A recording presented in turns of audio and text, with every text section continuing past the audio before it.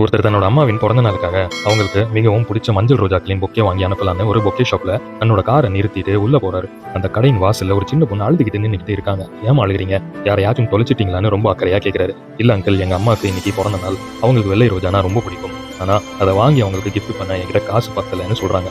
சரி வாங்க நான் வாங்கி தரேன்னு சொல்லிட்டு 200 மைல் தாண்டி இருக்கிற தான் அம்மாவுக்கு மஞ்சள் ரோஜா பொக்கேவை ஆர்டர் கொடுத்துட்டு அதை கரெக்டாக 11 மணிக்கு டெலிவரி பண்ணிடுப்பான்னு சொல்லிட்டு ஒரு வெள்ளை ரோஜா பொக்கேவை வாங்கி கையில் எடுத்துக்கிட்டு, பாப்பா நீ என் கூட வா, நானே உங்க அம்மா இருக்கிற இடத்துல விட்டுடுறேன்னு சொல்லிட்டு அந்த பொண்ணை தன்னோட கார்ல ஏத்திக்கிட்டு போறாரு. அந்த சின்ன பொண்ணு ஒரு இடு காடு வந்ததும், அங்கிள் நிறுத்துங்க, எங்க அம்மா இங்கே தான் இருக்காங்கன்னு சொல்லி அவங்க கல்லறையின் மேலே போய் அந்த வெள்ளை ரோஜாக்களை வச்சுட்டு அவங்க கல்லறைக்கு முத்தம் தராங்க. இதை பார்த்து அந்த நபருக்கு கண்ணு எல்லாம் கலங்கிடுச்சு. நேராக பொக்கே ஷாப்புக்கு போய் ஆர்டரை கேன்சல் பண்ணுப்பான்னு சொல்லி அவரே அந்த பொக்கேவை கையில் எடுத்துக்கிட்டு 200 மைல் தாண்டி வாழ்ற தான் அம்மாவை பார்க்க கிளம்பிடுறாரு.